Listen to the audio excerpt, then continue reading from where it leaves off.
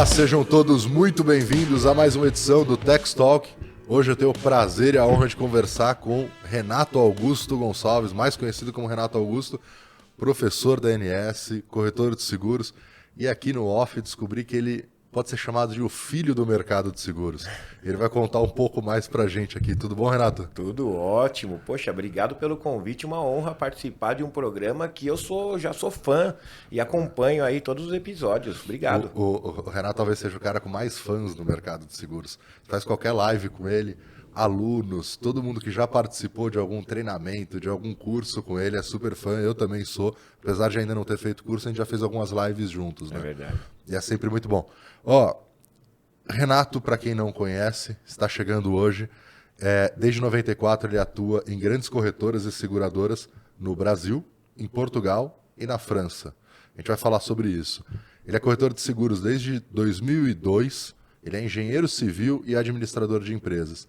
Ele é especialista em gestão, marketing, venda consultiva de seguro de vida e ele tem o método, né, o mentor, que é uma sigla que você vai me contar. Eu até anotei na última live que a gente fez, ele foi falando, eu fui anotando, achei muito bom. Ele é professor da ANS e sócio-diretor da Movida Seguros. Então, essa aqui é a parte fria da conversa, né? Aquela ficha corrida. E vamos antes, então, normalmente eu começo assim, como é que você foi para o mercado de seguros? Sim. Mas para contar essa história, a gente precisa contar até antes de você nascer, né? Como o mercado de seguros existe na tua vida, né? É verdade, é verdade. Olha, a gente tem que voltar numa época que eu, como você falou, eu não era nem nascido. A gente volta lá para a década de 40, década de 50, que foi uma época que muitos brasileiros, né, descendentes de imigrantes estrangeiros, conhecem. Muitas pessoas que vieram da Europa, que fugiram da ditadura, da guerra, vieram para o Brasil, um lugar pacífico, enfim. E eu sou filho dessa geração, né? Meu pai é português, veio de Portugal no início da década de 50. E de que cidade que ele era? Ele é da região de Trás-os-Montes, numa aldeia chamada Parada, Tá. que fica próximo a Bragança, que é a capital ali da região de Trás-os-Montes. Bem próximo ali com a fronteira da Espanha, né? Quase por pouco meu pai não era espanhol. E nessa época, muitas famílias vieram para o Brasil, né? De Portugal, da Itália, os países aí que fugiam aí ou de guerras ou de ditaduras, né? E a minha mãe, neta de italiano também, o meu bisavô também veio para o Brasil, o meu avô, a família da minha mãe é do interior de São Paulo, aqui da região de Bauru, interior de São Paulo, família da minha mãe. E o meu pai, eu estava até lembrando aqui com você um pouco antes da gente começar, né? Que o meu avô veio primeiro para o Brasil. E ficou lá, a família da minha avó, a família do meu pai todinha ficou lá, e meu avô veio primeiro para buscar um lugar para morar, um emprego, alguma estrutura para poder trazer a família. Eles não tinham ninguém no Brasil. Ele veio assim, um lugar que é tranquilo, pacífico, vou para lá. Exatamente. Tinha um primo, parece que tinha um primo do meu pai que já tinha vindo para cá, se eu não me engano, para o Rio de Janeiro. Tá. Deu algumas referências, mas a princípio o meu avô veio para cá, não tinha nada em São Paulo. Só algumas referências de uns primos que já tinham vindo para o Brasil. Mas imagina a coragem, né? Eles venderam tudo que eles tinham lá. Quando meu avô veio para o Brasil e encontrou um emprego, conseguiu comprar uma casa, e ele mandou uma carta para minha avó, como a gente estava falando, deve ter demorado 2, 3 meses para chegar a carta lá para minha avó, dizendo, olha, pode vender a casa e pode trazer as crianças, que já está tudo arrumado aqui no Brasil, tô em São Paulo. A minha avó que se encarregou de vender a casa. E vendeu para um primo, porque lá todo mundo é primo de todo mundo, uma aldeia muito pequena. E ali a minha avó deixou a vida deles toda para trás Veio para o Brasil sem expectativa nenhuma de voltar para Portugal. Sabe quantos anos eles tinham nessa O época? meu pai tinha 7, a minha avó, meu avô, eles não deviam ter 40 anos, 30 e poucos, 40 anos no máximo, por aí. Sim. É, por aí, no máximo 40 anos, porque a minha tia mais velha, irmã mais velha do meu pai, tinha 15 anos. Naquela época eles eram pais muito Muito cedo, cedo, né? sim, sim. Então não deviam ter 35, 40 anos. E um ato de coragem mesmo, e até para fugir da pobreza, porque era uma região muito pobre. Viviam apenas da agricultura ali, basicamente. E até hoje essa cidade ainda é uma aldeia muito pequena, não se desenvolveu. Agora tem um banco ali, que já é um grande Caramba. avanço. E a casa onde meu pai nasceu tá lá do mesmo jeito. Igualzinho, é uma casa feita de pedras, como tem muitas lá. E os meus avós vieram para cá com os filhos, né? Com meu pai e os dois meus dois tios. E o primeiro emprego do meu pai foi numa seguradora. Logo com 15, 16 anos ali, já foi trabalhar de espécie de office boy, Aham. assistente, enfim. E ele começou ali a carreira dele no mercado de seguros como o primeiro emprego no Brasil. Logo enquanto adolescente ainda. E a minha mãe também. Logo já arrumou um emprego na área de seguros, indicada por uma amiga que também trabalhava numa seguradora. E eles se conheceram pelo telefone. Meu pai, né, fazia algumas ações ali de pagamentos e contas a pagar, controles a receber. Aham. E as duas seguradoras tinham operação de cosseguro. O que é o cosseguro? Né? O cosseguro é quando duas seguradoras assumem o mesmo risco e dividem o risco e dividem também o pagamento dos prêmios. Então, é claro, tinham transações financeiras que quem intermediava era o meu pai e a As minha duas mãe, áreas as financeiras, duas né? áreas financeiras das duas seguradoras. E então eles faziam muitas tratativas pelo telefone. Não tinha foto de WhatsApp pra ver, não tinha nada, era só Nada, voz, né? era só voz, só voz. E um dia meu pai teve que encontrar pessoalmente a minha mãe. Que eles já tinham uma relação de muita proximidade pelo telefone. Meu pai sempre muito educado, muito cordial até hoje. E a minha mãe, né, aquela voz, né, tão simpática, ela formou aquela imagem, né, de um português e tal. E o dia que ele foi pessoalmente lá entregar um documento para ela e falaram: "Olha, ô Penha, chegou lá o Agostinho". E quando ela olhou e viu quem era, como ele era, né? A realidade a- daquela expectativa, né? Exato, ela criou a expectativa, a realidade era muito diferente, né? Meu pai não é alto, ele é mais baixinho, magrinho, a blusa amarrada na cintura, o rosto cheio de espinhas. Ela olhou e falou: "Ih, fala que eu não tô". Aí a moça que trabalhava com ela: "Não, agora não dá, agora você vai ter que ir lá falar com ele, já falei que você tá aqui". Aí ela foi lá: "Oi, tá, tudo bem, muito prazer". E a minha mãe linda, né? Minha mãe linda, olhos verdes, maravilhosa. Ela era chefe de seção, ela tinha um cargo mais importante do que o meu pai nessa época. Ela Sim. era chefe de seção. Depois é que meu pai cresceu na carreira. Mas aí eles se conheceram pessoalmente e ela, aos poucos, ele acho que chamou ela para almoçar, alguma coisa assim. Vamos almoçar aqui próximo e tal. E eles Muito muito despretensiosamente. despretensiosamente, mas ele já meio safadinho. Meio safadinho. E ela dizia até, minha mãe faleceu em 2018, e meu pai vai fazer 80 anos esse ano agora em agosto, em 23 de agosto.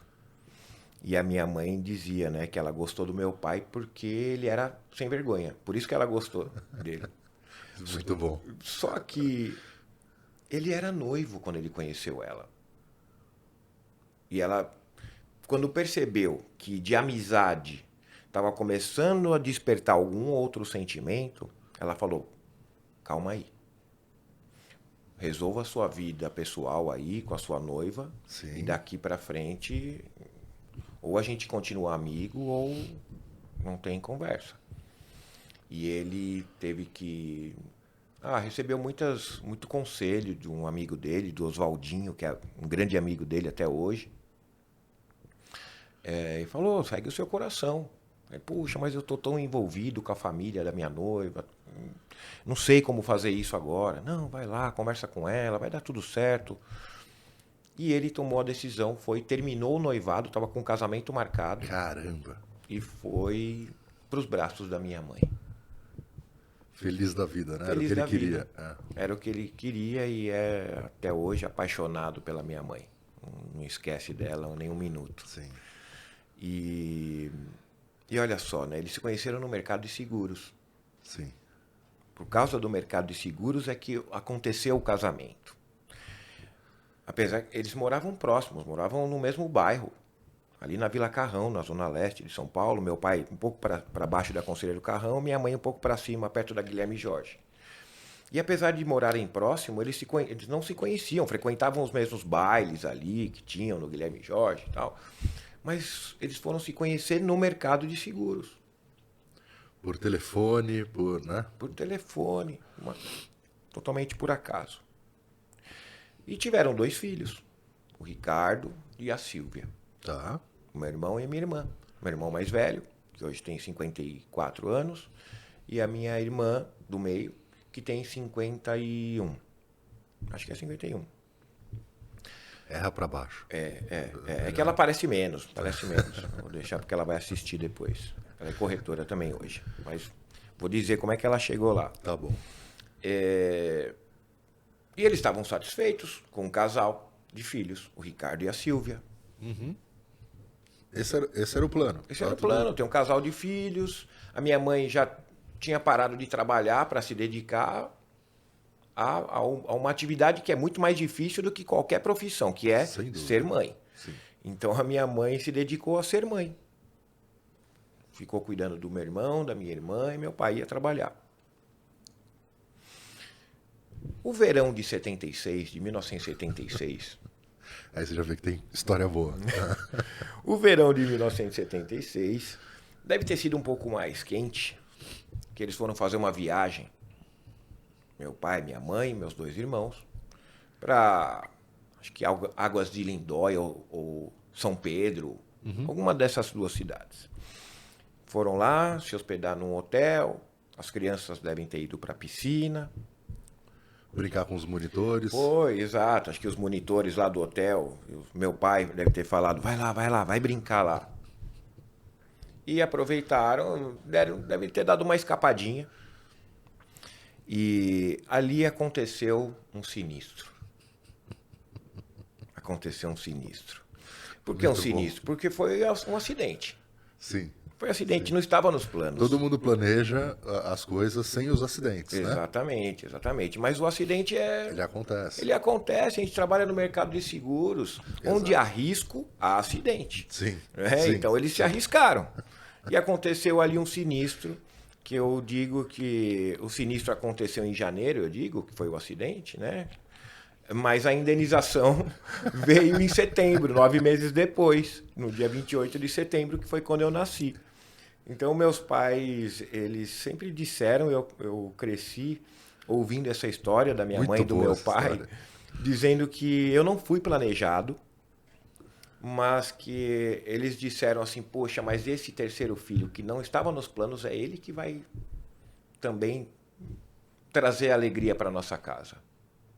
E por incrível que pareça, eu era o único filho que quando a gente acordava de manhã para ir para a escola, já acordava dando risada, brincando, falando sem parar, e o meu irmão era mal-humorado de manhã. Até hoje ele acorda mal-humorado, com um bico desse tamanho, não conversa com ele. Acho que é mal de irmãos mais velhos. Acho que é. Porque o meu irmão, você falava bom dia para ele, bom dia por quê?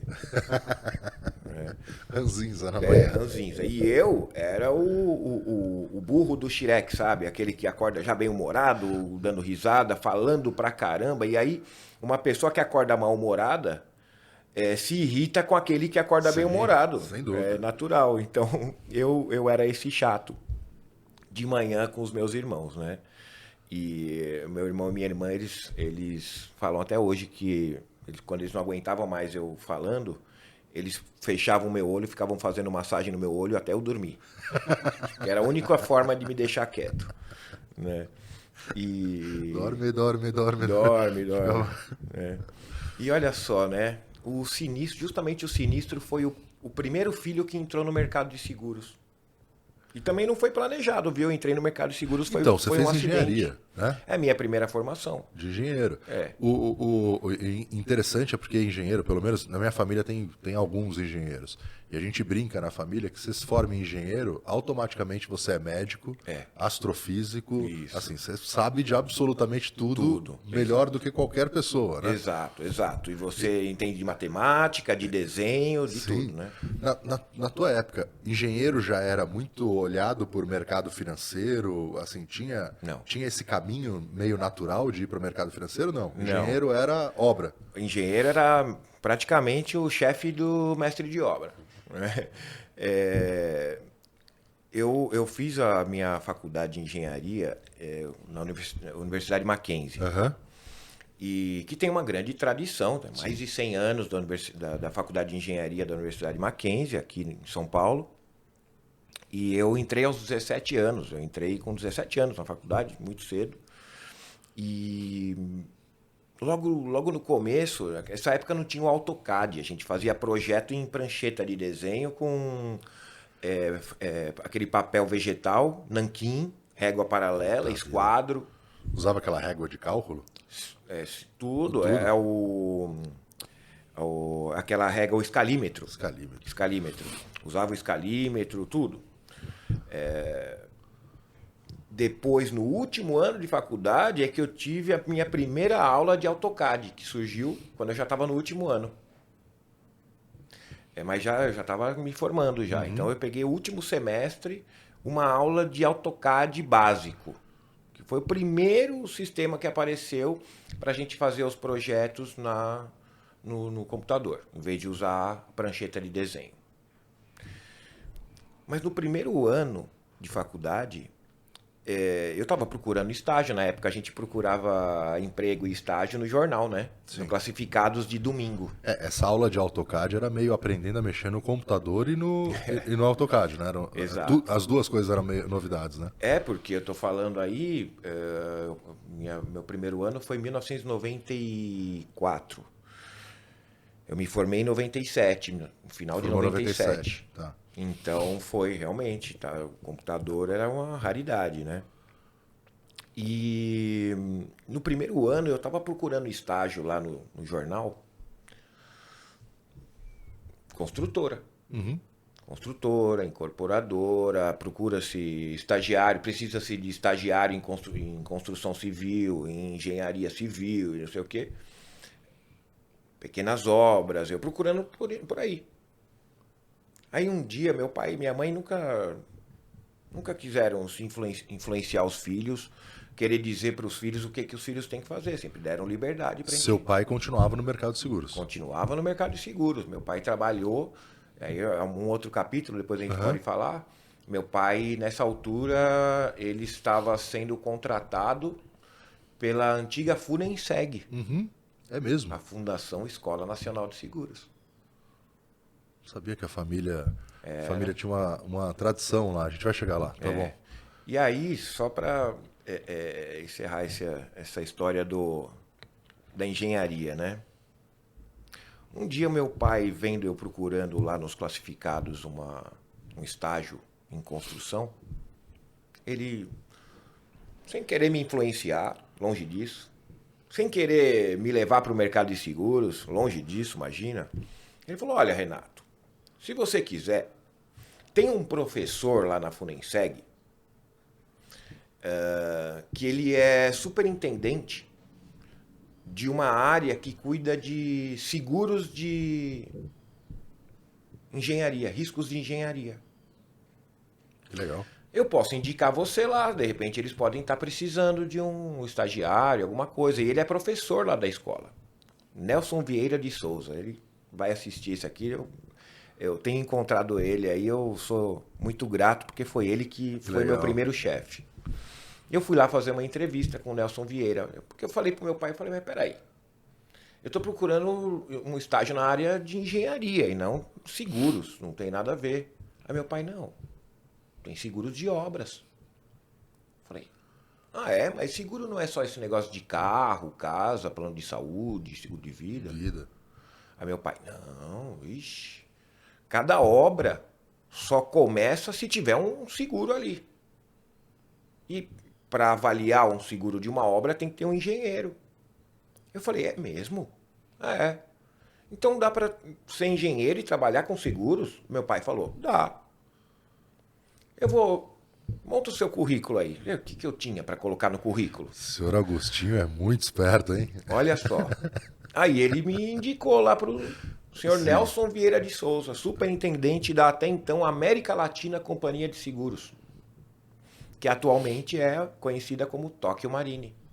Que de América Latina Companhia de Seguros, que era uma companhia já japonesa do grupo Mitsubishi. Ela foi comprada pelo Banco Real e depois pela Tóquio Marine, hoje é conhecida como Tóquio Marine. Fui lá, fiz uma entrevista com o Nelson Vieira. Ele, legal, estagiário. Estagiários você avalia muito mais a atitude do que o histórico, Sim, a experiência. não tem muito o que avaliar, né? Não tem o que avaliar, experiência. é só atitude. Não, legal, Renato, você começa aqui o mês que vem, você vai falar lá com o Chico. O Chico era o chefe de seção, da seção de inspeção de riscos. E aí me colocaram para fazer os projetos que os engenheiros iam nas fábricas, nos locais lá, para fazer a vistoria prévia. Tá. Porque antes da seguradora aceitar um risco de uma obra, ela mandava lá um engenheiro para o engenheiro avaliar o risco. Se estava tudo certo, em que fase da obra estava, se estava na fundação, se já estava no acabamento, se estava na... O engenheiro ia avaliar o tipo de obra, o risco, se tinha algum tipo de dispositivo de proteção. E aí eu, como estagiário, o engenheiro vinha, trazia o croquis do que ele desenhava lá na obra, e com as medidas, e pediam para eu colocar no projeto, no papel vegetal. E aí eu trabalhava como projetista, comecei como projetista, fazendo demarcação ali de rede de hidrantes, extintores, demarcando tipo de construção, porque para aceitar o risco, o subscritor da seguradora queria saber que tipo de construção que é. É madeira? Se é madeira, é uma taxa mais agravada. Não, é alvenaria. Tudo bem, então alvenaria tem uma outra taxa. E a gente tinha que identificar o que era chamado de LOC. Tá. Localização, ocupação e tipo de construção. A combinação desses 3 fatores é que dava a taxa. A gente ia lá, abria a tarifa, né? Pegava lá o enquadramento na tarifa para precificar o seguro. E eu comecei a trabalhar com seguro dessa forma. Precificando tecnicamente o risco. Eu, né? eu não precificava, mas eu enquadrava. Eu colocava Sim, ali sim. qual era o LOC. E quando eu colocava ali o LOC, mandava para a área técnica. Quanto tempo demorava entre a ida desse engenheiro até a obra e ter o valor desse prêmio? Era até que rápido, uma média de uma semana. Não era uma coisa muito demorada, não. Tá. Porque a gente já mandava com o LOC. Ia para a área técnica tinha o prazo Ia lá. para a área técnica com o LOC e com o teu desenho. E com o meu desenho, o projeto, e assinado lá pelo algum dos engenheiros do departamento, porque eu não podia assinar. Exatamente. E aí eu comecei dessa forma. Logo, me colocaram para fazer as vistorias também. Pequenas obras. As grandes obras, os grandes fábricas, eles iam lá para... Tinha a produção japonesa, então eles iam na fábrica da Honda, iam lá para Manaus, né, nas grandes fábricas, e eles traziam, aí quando eles iam nas grandes fábricas, eles já traziam o projeto pronto. Eles só pediam para eu fazer um novo projeto, adaptando com a sugestão de demarcação de hidrantes, extintores, porque daí eles traziam o projeto e falavam assim, Renato, coloca aqui, que aqui tem que ter um extintor de pó químico seco. E aí tinha uma demarcação. O tipo de extintor eu tinha uma sigla, uma forma de demarcação. Isso era uma recomendação feita pela seguradora. Exatamente, era uma recomendação. Para a gente aceitar o risco, A gente só aceita esse risco se você implantar esses sistemas de proteção e gerenciamento de risco. Cara, que legal. Aí devolvia para eles cuidavam de tudo, a própria empresa, comprava lá os extintores, se tinha que implantar uma porta, tá faltando uma porta, corta-fogo aqui, que é um sistema também de proteção, para isolamento, né? Fogo. Exato. Você tem que instalar aqui uma porta corta-fogo, tem que instalar um sprinkler, que são aqueles que ficam no teto. Então a seguradora dava a sugestão, falava assim, você tem 30 dias, aí eu, sei lá. Depois de um tempo, a empresa devolvia e falava assim, já fizemos, pode mandar o engenheiro. Aí o engenheiro voltava lá, fazia o levantamento, realmente o extintor tá certo, a rede de hidrantes, tá tudo ok. Devolvia, dava ok. O próprio engenheiro aceitava o risco ou declinava. Sim. Mandava para a área técnica, a área técnica só oficializava. Mas era um engenheiro que declinava ou aceitava. Cara, que legal. Baita escola, não? Nossa, foi assim que eu entrei no mercado de seguros. E dali, nessa mesma companhia, você foi passando para outras áreas ou você foi para outras? Então, eu fiquei 4 anos na até então América Latina Companhia de Seguros. Tá. Me formei engenheiro. Mas nessa altura eu me identifiquei muito com a parte de comunicação. Tá. Como eu era o desenhista do departamento, o pessoal do departamento de transportes, que ficava do nosso lado, era o Alfredão e o Alexandre, ficavam no departamento do nosso lado. A gente ficava no departamento de engenharia e o departamento de transportes do lado. Era o Alfredão e o Alexandre. Eles tinham que fazer um trabalho e eles foram pedir para mim que eu ilustrasse aquela apresentação. Porque existia um negócio que eles tinham ouvido falar, que eu conhecia, chamado tal de PowerPoint. E pediram, Renato, você que já entende, você é o mais jovem aqui da sessão, você não pode colocar isso aqui no PowerPoint? Eu coloco. E eu comecei a fazer, aí um professor... Até então se usava retroprojetor, certo? Retroprojetor, exatamente. Aí o meu chefe, que era professor da escola, ele vinha me pedir, Renato, coloca isso aqui na transparência. Ele chamava de transparência, né? Sim. Põe isso aqui na transparência. Eu ia lá, colocava na transparência e comecei a ajudar com algumas ações relacionadas à comunicação. Tanto que logo em seguida, o meu chefe, o Nelson Vieira, ele criou o primeiro departamento de marketing da até então América Latina Companhia de Seguros. Tanto é que a gente atendia o telefone, marketing engenharia, bom dia. Eu comecei a atender o telefone falando marketing engenharia. Eu e o Antônio Augusto. O Antônio Augusto segue a gente também, assiste o Tech Talk. Ele era um dos historiadores mais experientes. Era o Antônio Augusto, o Itagiba e o Carlão. Né? E o engenheiro Sataki.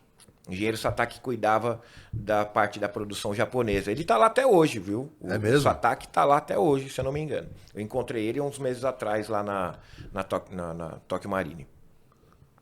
E como o nosso departamento acabou se transformando no primeiro departamento de marketing da companhia, eu, por ser o mais jovem, começaram a dar as coisas para mim. Renato, o engenheiro Sataki pediu para eu fazer a ilustração da capa de um estudo de uma obra que ele estava fazendo. Ele me deu uma foto. Começaram a ficar mais bonitas, começaram, né? Exato. Ganhar comecei corpo. a tomar gosto pela comunicação, pela arte, pelo desenho. De projetista eu virei designer ali com as ferramentas que eu tinha, porque não tinha muita ferramenta. E comecei a gostar desse negócio de comunicação e marketing. Por um acaso. Porque o departamento virou marketing e engenharia. E legal isso que você falou um pouco antes, né, na tua entrevista, né, como estagiário. Porque, assim, ele acertou no momento que ele avaliou a atitude, né? Porque tudo isso que você está listando, se a gente for falar o que é a função do...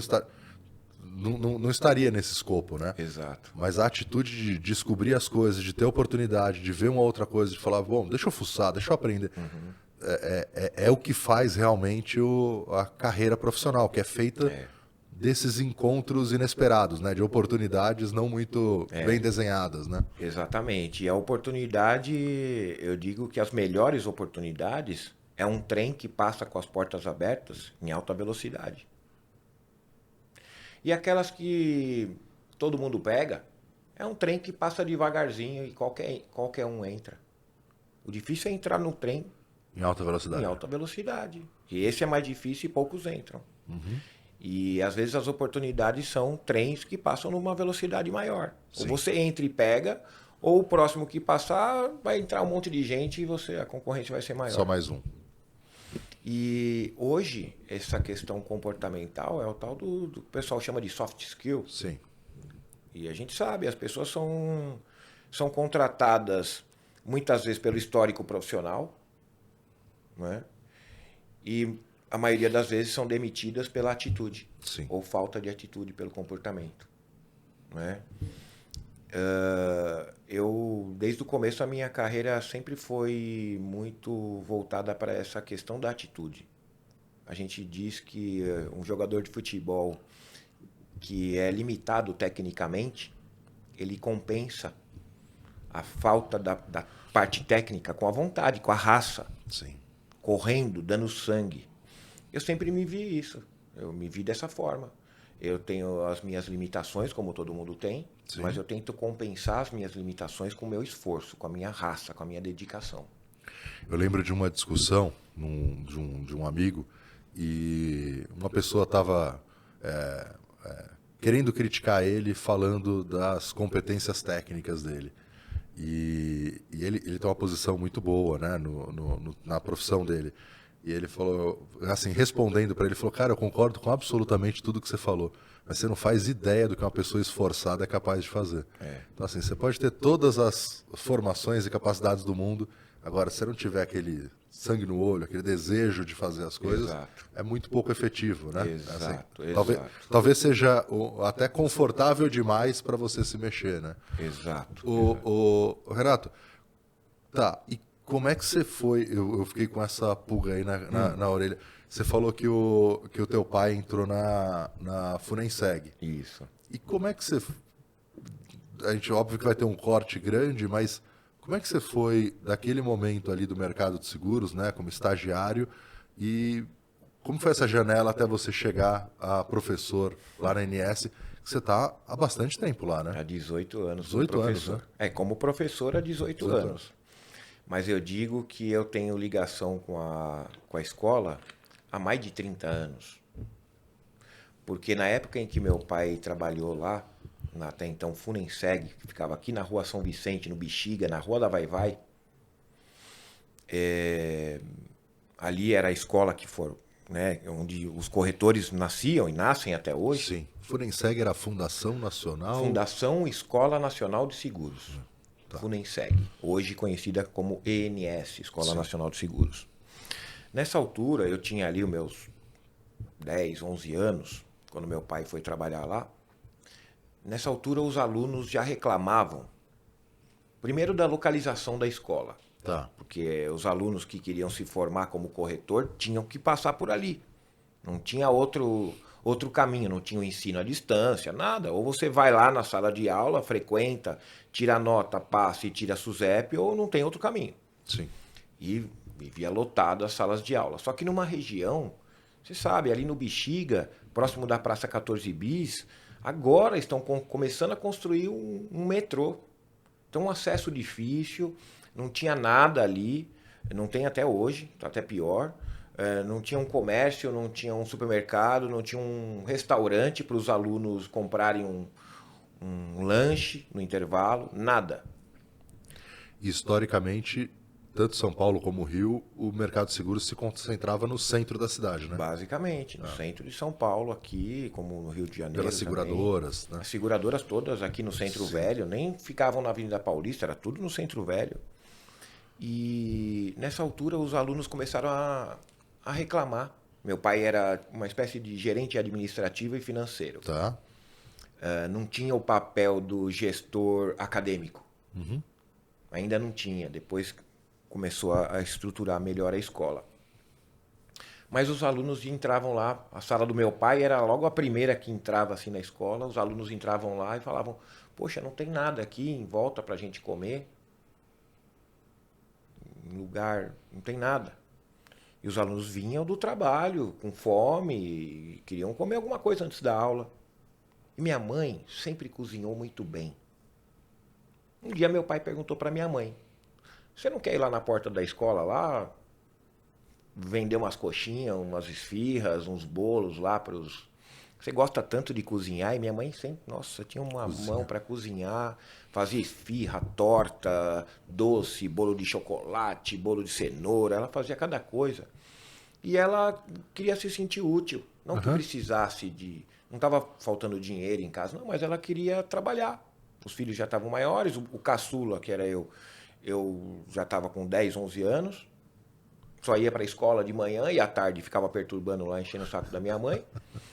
Aí meu pai falou, ó, se você vier chegar aqui 5, 5 e pouco, você pega os alunos chegando, Todo mundo com fome. todo mundo com fome, e depois na hora do intervalo. Então vem, experimenta, vê o que você acha. E o Renato vai e te ajuda a vender. Pronto, acabou a mamata, né? Eu ia para a escola de manhã e à tarde dormia, depois do almoço, né? Como todo moleque. Sim. Comecei a ir com a minha mãe para a porta lá da escola, da Funenseg, vender esfirra, torta, bolo, refrigerante, suco. Tinha chocolate quente no frio. Cara, que legal. E a gente aceitava pagamento em ticket, porque na época era só ticket, era aquele... Destacar, né? Aquela Destacava, folhinha. exato, aceitava ticket. No final de semana a gente ia jantar fora, todo final de semana pagava com ticket. Era maravilhoso. Bolo de ticket, Um né? monte, a gente ia jantar fora, porque não era um dinheiro que a gente precisasse para pagar a conta, porque meu pai trabalhava. Sim. Mas para minha mãe era legal, porque era um dinheiro para ela, Ah, sem dúvida. né? E além de tudo, proporcionava aí alguns passeios com a família. E o meu primeiro contato com a escola foi esse, indo vender esfirra e torta e bolo com a minha mãe para os alunos do curso de habilitação. Cara, que legal. Foi Eu o nem primeiro sei. contato. Primeiro contato, com 10 para 11 anos de idade.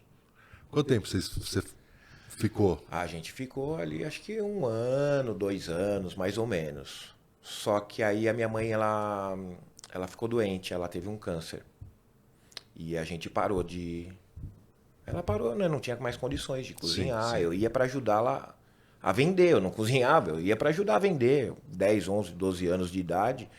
Ia lá para pegar... O que você quer? Quer um bolo? Quer uma torta e tal? Ia lá, colocava no saquinho, entregava para as pessoas.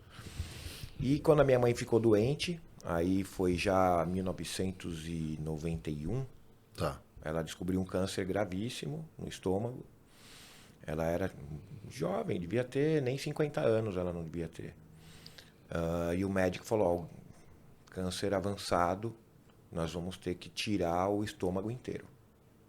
E não garanto o resultado, não garantimos que ela vai resistir. Caramba. Até porque o estômago foi totalmente inutilizado. Fizeram uma ligação lá, acho que do duodeno com o intestino. Direto. E a gente se preparou para o pior.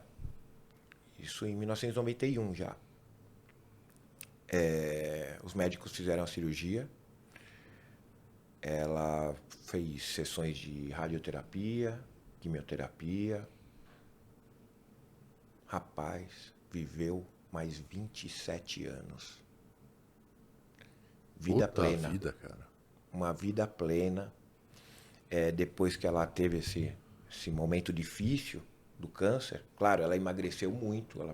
Radioterapia e quimioterapia, se hoje é porrada, é pesado, naquela época Era terrível. É. Tô falando entre 91, 92. Minha mãe fez nos anos 2000, mais ou menos, 2000 e pouco. E já tinha alguns medicamentos para tentar atenuar o efeito colateral. Mas era novidade. Então, assim, é porrada, né? E minha mãe sempre foi muito otimista, assim, sempre foi muito... Não, o médico falou, ó, a senhora vai sentir muito, a senhora vai ter muitas consequências aí dessas sessões de quimioterapia, vai passar muito mal dela. Não vou. Não vou, não. Daí o médico dava aquela risadinha, que bom que a senhora é otimista, mas vai sim. ela sempre se manteve Atravessou. forte, atravessou bem, forte, confiante, sempre otimista. E ela falava, não, eu vou passar por essa e tal. E o médico falava para ela, pensando desse jeito, a senhora vai viver mais 30 anos. Ela viveu mais 27. Puta vida, cara. Depois do câncer no estômago, ela teve um câncer no pulmão. Também teve que fazer uma nova sessão de radioterapia e tudo mais. Sempre com a convicção de que ela ia ia passar. atravessar tranquilo. Fez cirurgia, passou dessa. Depois apareceu um nódulo na face, no rosto. Tirou também, fez mais uma sessão ali de radioterapia e tal. E o médico, ela começou a fazer acompanhamentos periódicos e o médico falou assim, olha, dona Penha, fique tranquila. A senhora vai morrer com isso, mas não vai morrer disso. Vai fazendo os seus acompanhamentos, não pode ficar muito tempo sem acompanhar, fazer os exames periódicos, a senhora vai viver muitos anos. Pois depois de tudo isso, eu tive a oportunidade de ir para minha mãe, ir com a minha mãe e com meu pai, voltar lá para a terra do meu pai, quase 60 anos depois que meu pai veio para o Brasil. Ele não tinha ido mais. Ele não tinha ido para Portugal depois que ele veio para o Brasil com 7 anos, nunca mais ele voltou. 60 anos depois, aí eu já estou falando em 2003, eu tive o prazer de ir com meu pai e com a minha mãe lá para o norte de Portugal, conhecer a casa onde meu pai nasceu. E a minha mãe, depois de toda essa história, ainda foi, não sei quantas vezes ainda de novo para Portugal, foi para Itália. Eu levei ela para conhecer a França, a empresa onde eu trabalhei. Então eu tenho muito orgulho de contar a história da minha mãe, que foi uma guerreira a vida inteira e nunca se deixou abater por nada, por nada. E por isso ela viveu tantos anos de vida assim plena e uma pessoa muito querida. Em 2018 ela nos deixou. Mas o meu pai segue firme e forte. A gente lembra dela todo dia, não tem como. Muita saudade. Mas sempre com aquele sentimento de que a gente conseguiu proporcionar momentos incríveis do lado dela, como filho, meu pai como marido, enfim. E todas essas lições, né? A gente tá gravando aqui pouco depois do Dia das Mães, né? E na ferramenta que a gente usa para se comunicar, a gente estava falando um pouco disso. Eu tive filha recentemente e eu estava assistindo o Rei Leão. E é engraçado como muitos dos desenhos da Disney, eles parecem de criança, mas eles não são muito para criança, né? Tem coisas ali que hoje em dia eu enxergo e falo, caramba, cara, olha o significado de tudo isso. E dada a parte lá, o macaco, Rafiki, eu acho que chama, fala lá pro Simba que ele fala, não, você já foi há muito tempo, meu pai já foi. Ele fala, não, ele está em você. Né? Você é o resultado de tudo isso.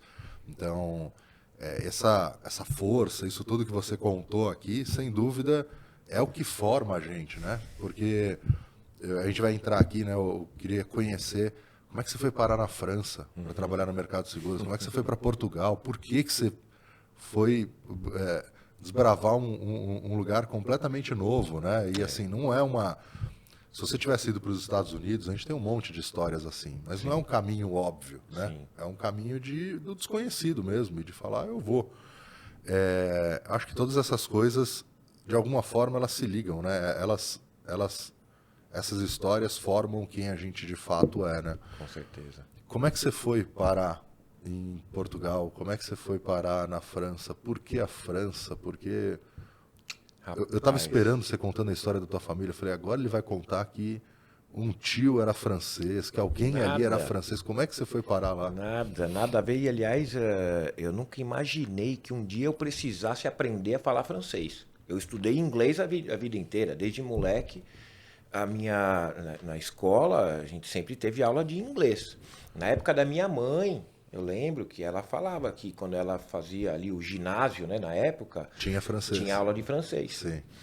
Mas na nossa geração, a gente já tinha aula de inglês na escola. O francês já não fazia mais parte da grade curricular. Então eu nunca imaginei que um dia eu precisasse aprender a falar francês. Isso surgiu por uma total casualidade.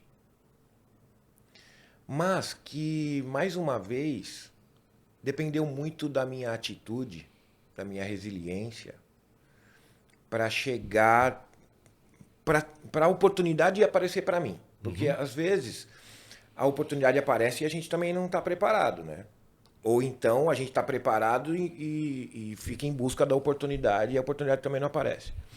E eu acho que foi mais a busca pela oportunidade do que estar preparado para aquilo mesmo, porque eu acho que eu nunca estou preparado. Você viu o trem passando lá em alta velocidade e se jogou. Exatamente. Eu comecei a dar aula na escola em Tá. 2005. Tá. Em 2005. E a história com os franceses começou em 2006. Eu era professor há 1 ano. Eu estava começando, eu tinha volta de 30 anos, por aí. Ali você já estava em seguros de pessoas. Então, é que tem aquele corte, né? Vamos voltar um pouquinho para trás, então, antes de chegar lá. Depois que eu saí lá da Tóquio Marine, da experiência da engenharia civil, e eu tomei gosto pelo marketing, eu entrei na faculdade de administração com ênfase em marketing. Legal. E fui fazer um trabalho na antiga COSESP, Companhia de Seguros do Estado de São Paulo. Lá eu fui trabalhar no departamento de marketing. Foi aí que eu migrei da engenharia para o marketing, mas ainda dentro do mercado de seguros, porque nesse departamento de marketing a gente construía campanhas, materiais de comunicação para corretores de seguros, para o banco, na época o Banco Banespa, né, que a gente tinha o Banco do Estado de São Paulo, e nós tínhamos a COSESP, que era a Companhia de Seguros do Estado de São Paulo. Os seguros que eram vendidos no Banco Banespa eram feitos pela COSESP, com a marca Banespa, mas era COSESP. E eu era do marketing. Eu trabalhei ali 4 anos e foi ali que eu conheci o papel do corretor de seguros. Muito embora eu já tivesse conhecido a escola, a Funenseg lá atrás, mas o papel mesmo na prática eu conheci lá na COSESP, quando eu descobri o quanto os corretores ganhavam quando vendiam seguro rural. E ganhavam muito. Nessa altura, em 2002, eu saí da COSESP no final de 2002, que foi quando eu terminei a minha segunda formação. Tá. Foi a altura que eu fui com meu pai e com a minha mãe para Portugal. Que meu pai retornou depois de quase 60 anos, depois de ter vindo para o Brasil. Começo de 2003, há 20 anos atrás. Mas a gente foi a turismo. Meu pai, minha mãe e eu. Meu pai e minha mãe foram primeiro, uma semana antes. E eu fiquei aqui fazendo algumas provas, estava terminando a faculdade. Fui logo depois que terminaram as minhas provas, estava no último semestre, me formando já, da minha segunda formação. Meus pais foram antes, eu fui uma semana depois, encontrei com eles em Lisboa e fomos passear, fomos lá na aldeia onde meu pai nasceu, fomos até a Espanha. Foi um passeio maravilhoso. E uma viagem de turismo. De turismo. Aí, meu pai e minha mãe, eles foram antes de mim e voltaram antes também. Voltaram uma semana antes de eu voltar. Tá. E eu ainda ia ficar lá mais uma semana, passeando também, enfim. Eles voltaram para o Brasil e essa uma semana que eu fiquei sozinho lá, poxa, você vai deixar um jovem de 29 anos eu tinha na época, não, menos, 20, já tô ruim de conta, de 76 para 2003. 76, 96, 20... 27 anos, né? 27 anos, mais ou menos.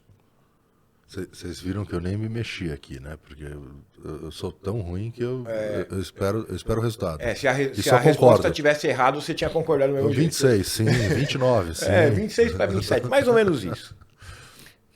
Poxa, imagina, um jovem de 26 para 27 anos, sozinho na Europa. Uma semana. Eu fiz amizades, conheci um monte de gente, eu fiquei na casa da minha prima, que mora lá até hoje, Andréia. Minha tia morava lá também com ela. E eu, nessa semana, conheci várias pessoas. E uma das pessoas que eu conheci era um empresário. Tinha uma empresa de tecnologia chamada Bright Sky Solutions, o Haroldo. Eram 2 sócios, o Haroldo e o Zé. O Haroldo era um cara da tecnologia, E o Zé era formado em engenharia mecatrônica, qualquer coisa maluca assim. E ele era programador. Tá. Quando eu conheci eles, o Haroldo, ele falou, poxa, Renato, eu estou precisando de uma pessoa com o seu perfil para trabalhar na minha empresa na área de marketing e comunicação. Nós temos uma empresa de tecnologia. Foi num aniversário que eu conheci o Haroldo, inclusive. O aniversário da filha dele. Tecnologia para o mercado de seguros? Então, a princípio, é uma empresa de tecnologia. Tá. Eles tinham lá 3 segmentos de produtos. Aí o Haroldo, o Zé vieram falar comigo, fizeram uma entrevista. Legal, Renato, você aceita? A gente quer que você venha trabalhar conosco. A gente vai te pagar tanto e tal, já era euro. A gente paga uma ajuda de custo, mais tanto de salário. E você, como filho de português, você pode ficar aqui em Portugal. Falei, puxa, mas eu tô com minha passagem depois de amanhã. Era tipo uma quinta-feira, eu ia voltar pro Brasil no sábado. Falei, minha passagem é depois de amanhã, vou voltar pro Brasil. Eu posso ligar para minha mãe? Ele, claro, fica à vontade e tal. Eu peguei, liguei no telefone fixo, né, na época. Liguei no telefone fixo à noite. Meu pai e minha mãe em casa. E tinha aquela extensão, né? O telefone fixo tinha o telefone na sala e a extensão no quarto. Então, se alguém pegasse na extensão, ouvia... Participava da conversa. Eu liguei, meu pai atendeu. Oi, tudo bem? E aí, ó, o pessoal tá se aprontando aqui, vamos fazer uma festa para te receber aqui, seus amigos, hein? Sábado à noite, quando você chegar, vai ter uma festona aqui. Mamãe vai fazer bolo, já comprou umas coisas e tal. Aí eu, tá. Aliás, a mamãe tá aí? Tá aqui, ela tá lá na cozinha. Fala pra ela pegar na extensão, por favor. Quero falar com vocês dois ao mesmo tempo. Aí meu pai, mas tá tudo bem? Tá, não, tá tudo bem. Aí minha mãe, oi, ai, tamo com saudade. Ó, já comprei, vou fazer aquele bolo que você gosta, viu, pra sábado. Peraí, mãe, ó, deixa eu falar uma coisa. Aconteceu um negócio. Eu recebi uma proposta de trabalho pra eu ficar aqui. Por tempo indeterminado. E aí meu pai, na mesma hora, nossa, que legal. Poxa, demorou, aceita, vai em frente. Dá para cancelar a passagem, tudo adiar. Resolvido, né? Meu, que legal. Aí minha mãe do outro lado. Não, meu filho, não, mas a gente tá esperando você aqui no sábado. Não... Como assim? Seus amigos vão vir aqui. Mas onde você vai ficar? Com quem você vai morar? Você nem tem roupa aí, filho. Vai começar o frio agora. Você não tem roupa. Aí meu pai... Renato, fica tranquilo, a Alzira tá indo para Portugal a semana que vem. A prima do meu pai, que ia sempre para Portugal, morava no Brasil, mas ia sempre para Portugal. A Alzira leva a sua mala. Ela leva... Eu não tinha nem roupa social. Eu fui para férias. Depois a Alzira levou terno, sapato, levou minha camisa social, que eu nem tinha muito. Levou. E eu fiquei lá. Morando com a Andréia, minha prima. Muito, muito bom. Esse é a gente acabou de perceber, né? Em paralelo aqui eu estou recebendo informações e não, assim, é muito bom quando eu tenho a oportunidade de conversar aqui com pessoas que contam história, né? Que sabem contar a história. E o Renato é um storyteller, né? Que tá na... Pode ser. Muito, muito bom. E por isso o professor, talvez, aí eu digo, bota na minha conta, o professor mais querido da ANS. Então, assim, a gente vai dividir essa conversa em 2 blocos. Então, você está vendo aqui, provavelmente, a gente percebeu isso ao final do cartão, do HD que tem na câmera, e a gente vai cortar aqui em 2 blocos. Então, você deve estar vendo isso ao final do primeiro bloco.